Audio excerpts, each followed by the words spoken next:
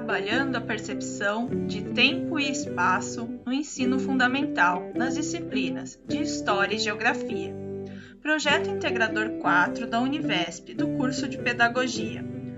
Composto pelo grupo Clélia Regina Emanuel, Elisefã de Carvalho Souza, Mirna Andréia de Moraes Consolino, Mônica Damares Bueno Saldanho, Tamire Geraldi Stenge Gouveia, do Polo de São Pedro. Uma aventura na Serra de São Pedro.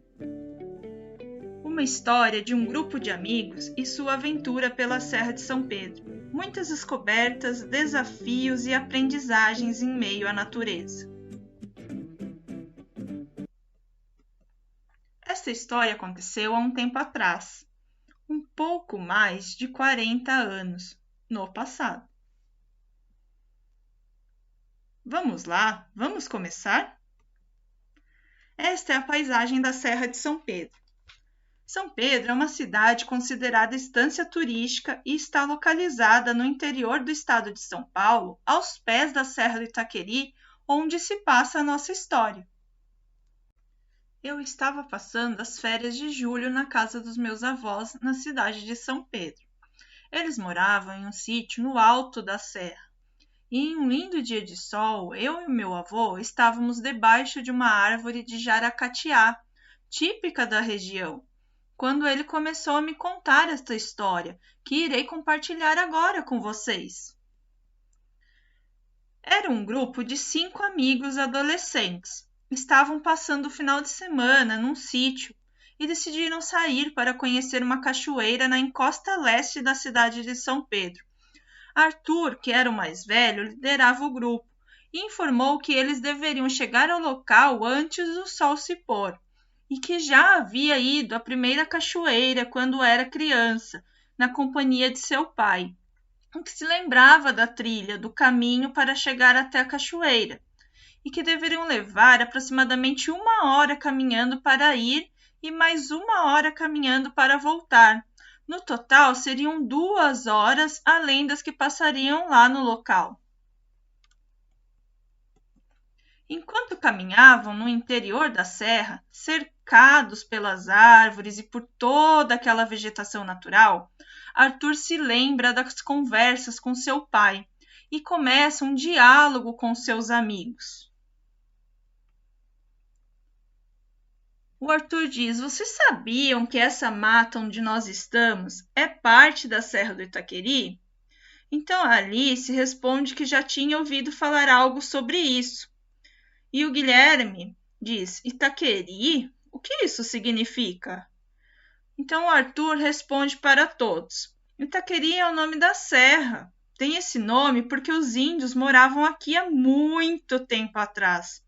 Meu pai disse que Itaqueri é um nome de origem tupi, que significa Rio da Pedra Dormente, através da junção, da união das palavras Itá, que significa pedra, Quera, que significa dormente, e I, de Y, que significa rio.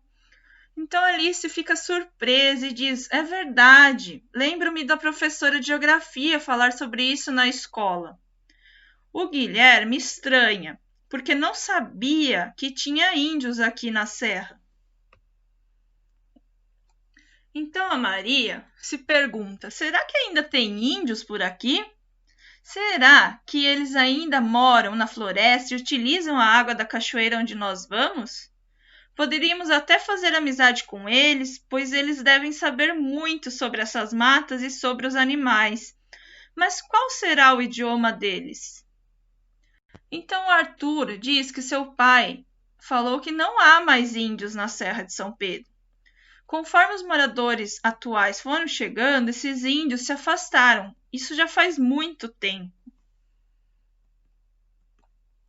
O Arthur havia pesquisado no site da prefeitura da cidade e descobriu que por onde estavam andando passava o Picadão. Assim era chamada uma trilha aberta na Mata Virgem em 1725, que vinha de São Paulo rumo às minas de Cuiabá.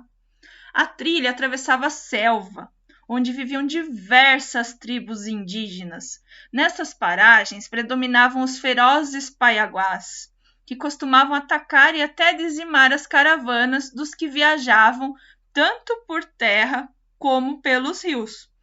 Em razão dos perigos existentes, ataques de silvícolas e de animais ferozes, o governo da província determinou que se providenciassem pousos pela trilha do Picadão, em distâncias que permitissem o pernoite e o descanso dos viajantes.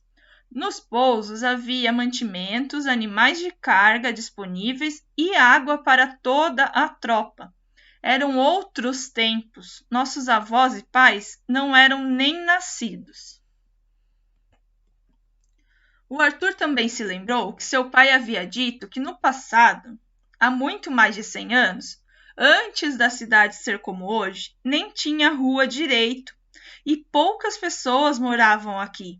Então, o pessoal foi chegando de outros lugares e abrindo as trilhas na mata, tipo essas por onde estamos andando. E em alguns lugares, eles derrubavam muitas árvores para poder plantar café e cana-de-açúcar. Isso fez com que, aos poucos, os índios fossem embora e se afastassem. Alice fica surpresa e diz: Nossa, isso é muito triste. Já aconteceu isso em outros lugares também. A professora falou bastante disso nas aulas de História do Brasil.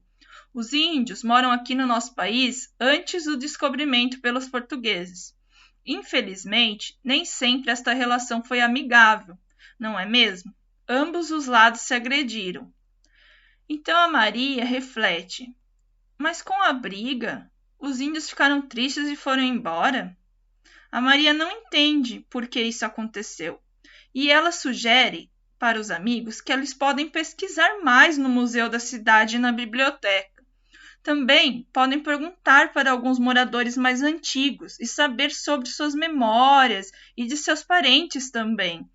Ouvir o outro lado da história, já que não podemos, perguntar para os índios. E talvez não haja documentos daquela época. Então Arthur concorda com a Maria e diz que foi uma boa ideia e que ele não acha que todo índio é selvagem e agressivo. Eles deveriam também estar com medo, da mesma forma que as demais pessoas tinham medo deles, não é mesmo? E aí o João diz para o Arthur perguntar para o pai dele e para os avós também. E que eles podem perguntar para a professora de História e de Geografia e buscar fotos antigas da cidade para saber mais como era aqui antigamente, porque hoje está muito diferente e a paisagem mudou bastante, e que ele ouviu dizer que um dia terá até prédio como na cidade grande. Vocês concordam? Com toda esta conversa empolgante, eles andaram pela trilha por aproximadamente 1h30. Em determinado momento, quando o sol já se escondia atrás de uma montanha, ouviram um barulho de um chocalho. Era o guizo de uma cascavel que aparecera no caminho, fazendo com que todos saíssem correndo desesperados. Eles seguiram em frente. Quando perceberam que não estavam mais na trilha, ou se estavam, ela já não era mais visível, pois a vegetação local havia sofrido mudanças em relação à época em que o Arthur a conhecera. Mesmo com medo da cobra, as meninas valentes disseram para os meninos não a machucarem. Apenas deveriam manter a distância, que haviam aprendido nas aulas que esses animais habitam a mata e são importantes para o ecossistema, e que se não se sentirem ameaçados, não fazem nenhum mal. Nessa altura, a cobra já estava longe, porque também ficou com medo do grupo. E por instinto fugiu. Dessa forma, eles decidiram voltar, pois o Arthur e o Guilherme estavam convencidos de que conseguiriam achar o caminho de volta. Andaram bastante, parecia que estavam cada vez mais distantes. Assim, vencidos pelo medo e pelo cansaço e tendo em vista que já estava escurecendo, João decidiu pedir ajuda, já que era o único que ainda tinha bateria no celular. O problema é que eles estavam em área de sombra e o celular não funcionava. Não tinha sinal, e naquela época era mais difícil o sinal de celular do que hoje. Eles entraram cada vez mais para o interior da mata na tentativa de encontrar o sinal. Naquela época, o celular também não era tão potente como hoje. As coisas melhoraram muito. O celular era um luxo e para poucos, e as crianças e os adolescentes não tinham celular. O Arthur tinha apego escondido do seu pai e isso acabou ajudando os amigos. Quando já estava escurecendo e após andarem no interior da mata por quase 2 horas, ou seja, 120 minutos, e já cansados, João enfim consegue um pouco de sinal e liga para o número 193 para pedir ajuda dos bombeiros. O João havia se lembrado de uma palestra que teve na escola sobre primeiros socorros com o bombeiro Ulisses. Quando o telefone tocou, o atendente do 193 passou a ligação para o bombeiro Ulisses, que era o comandante de prontidão naquele dia, e que acalmou João e pediu que ele passasse o maior número de informações, dando início a um diálogo para o plano de resgate. O bombeiro Ulisses pergunta para o João quanto que ele ainda tem de bateria, e ele diz que tem apenas 12%. E pediu também se o João podia mandar a localização do local onde estava, mas o João disse que não era possível, pois não havia internet. Lembre-se que essa época é muito tempo atrás, não era como hoje. E que também o sinal estava muito ruim. O bombeiro Ulisses, então, pergunta algumas coisas, né? Em quantos eles estavam, qual era a idade das pessoas que estavam ali, no caso dos adolescentes, se tinha alguém ferido, ou machucado, ou enfermo, se eles tinham também suplementos, alimento e água, né, para passar o tempo antes do resgate. Então, o bombeiro Ulisses fez essas várias perguntas e aí então o João e o grupo eles ficaram mais calmos e seguros. O João responde para o bombeiro Ulisses que eles estão em 5 pessoas, que é o Arthur, o Guilherme, a Alice, a Maria e ele, e que eles têm entre 13 e 15 anos. Eles não estavam feridos, só estavam cansados. A Alice ainda tinha meio pacote de biscoitos e a Maria tinha uma garrafa de água com 500 ml. Mas tinha uma cachoeira perto e também eles viram um pé de goiaba que eles poderiam utilizar. Então, o bombeiro Ulisses pergunta algumas características do local onde eles entraram na mata. E aí o João diz que entraram pelo lado da rampa do salto de voo livre de São Pedro, mas que não sabia se era o lado leste ou oeste, porque ele tinha se esquecido como ver isso. Porém, o bombeiro Ulisses pergunta algumas coisas e identifica que os amigos tinham entrado pelo lado leste, né, pelo lado esquerdo da rampa. Então, João diz que andaram por mais ou menos 1h30 na trilha e depois correram para fugir da cobra, percebendo que estavam perdidos e andando aproximadamente mais 2 horas para procurar sinal para poder pedir ajuda, porque não conseguiram mais achar o caminho de volta e estava tudo muito diferente da época que o Arthur foi lá com o seu pai. Então, o bombeiro Ulisses faz algumas perguntas, né? Se havia alguma coisa na mata que tinha chamado a atenção do grupo, dos amigos, como uma árvore grande colorida, um rio, uma pedra, uma formação rochosa, que eles dessem para o bombeiro um ponto de referência. Então, João diz que sim, que eles passaram por um grande ipê roxo, muito florido, que na verdade tinham flores cor-de-rosa. Então, o bombeiro Ulisses diz que há uma cachoeira por perto também e pede para o João confirmar. E o João diz que sim, que está ouvindo um barulho de água corrente, mas que está um pouco longe. Então, o bombeiro Ulisses, ele diz se é possível visualizar a lua ou o cruzeiro do sul, se eles conseguem ver o céu e qual é a posição das estrelas. O João responde para ele que sim, que estão vendo a lua ao lado do cruzeiro do sul, que está à sua frente. Pelo menos foi assim que ele tinha aprendido lá na escola sobre as constelações. Neste momento, João se sentiu muito feliz por se lembrar do que tinha aprendido sobre o Cruzeiro do Sul na escola e também com o seu avô. Então o bombeiro diz para ele muito bem, ótimo, já tem uma boa ideia de onde se perderam e por onde estão, e que por favor sigam em frente em direção ao barulho das águas, porque eles devem andar por aproximadamente 1,5 km de onde eles estavam agora. E eles devem contar os passos da perna direita apenas. Quando contarem 1000 passos, já estarão de frente ao rio, provavelmente. Lá eles encontrarão água limpa para beber, estarão numa área com menos árvores e poderão se aproveitar da iluminação da lua. Eles também deveriam comer de maneira racionada os alimentos que ainda tinham e compartilhar de forma igual entre eles, que isso era muito importante. E que quando chegassem lá no local, se sentassem juntos para se manterem aquecidos e que aguardassem o resgate dos bombeiros. E que também deveriam confiar no bombeiro e que deveriam seguir o Cruzeiro do Sul, que é uma formação de estrelas que brilham e se destacam das demais. Tem o formato de uma cruz, estará à frente deles e lembrarem-se de ouvir também o barulho das águas. E que nesse momento deveriam agora desligar o celular e só voltar a ligar quando estivessem lá, e que então fariam um novo contato em aproximadamente 1 hora. O João então agradece e diz que a Maria sabe como é o Cruzeiro do Sul, que também havia aprendido na escola.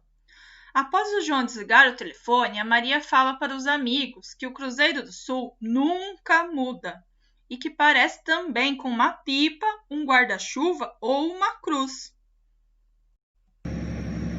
O bombeiro Ulisses lidera o resgate indo à frente da sua equipe, se guiando por bússola e pelo GPS do posto de comando. Ao longo do caminho, ele foi deixando partes de seu cabo da vida, uma corda vermelha, que ele cortou em vários pedaços para demarcar o caminho de volta, prendendo as partes em pontos estratégicos das árvores ao longo do caminho, para também não se perderem. Finalmente, o bombeiro Ulisses, juntamente com a sua equipe, encontra o grupo sentado, juntos à beira do rio, e os conduz de volta até as viaturas de resgate que os levaram para o pronto-socorro municipal, para serem examinados e voltarem posteriormente para suas casas.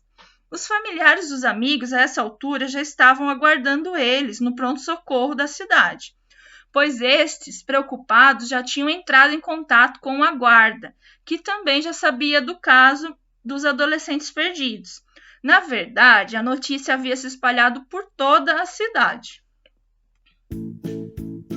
Nossa, foi um dia longo e de grandes aventuras para esses amigos, não é mesmo? Eles ficaram muito felizes de terem aprendido tantas coisas na escola e com seus familiares, pois tudo isso ajudou-os a ficarem mais calmos e a serem resgatados com sucesso.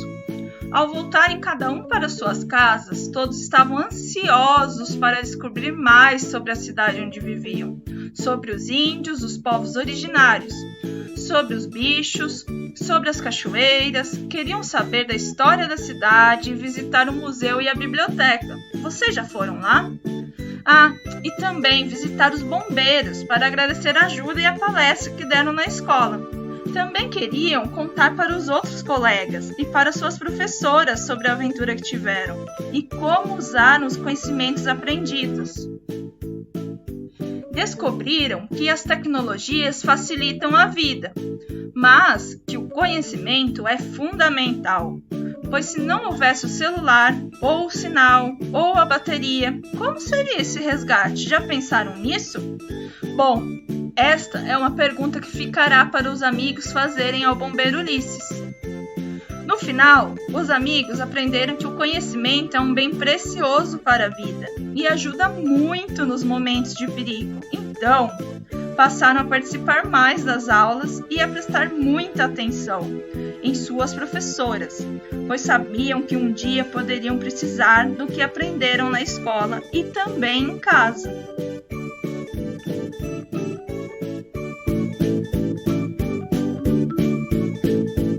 E este é o fim da nossa história. Espero que tenham gostado. Até breve!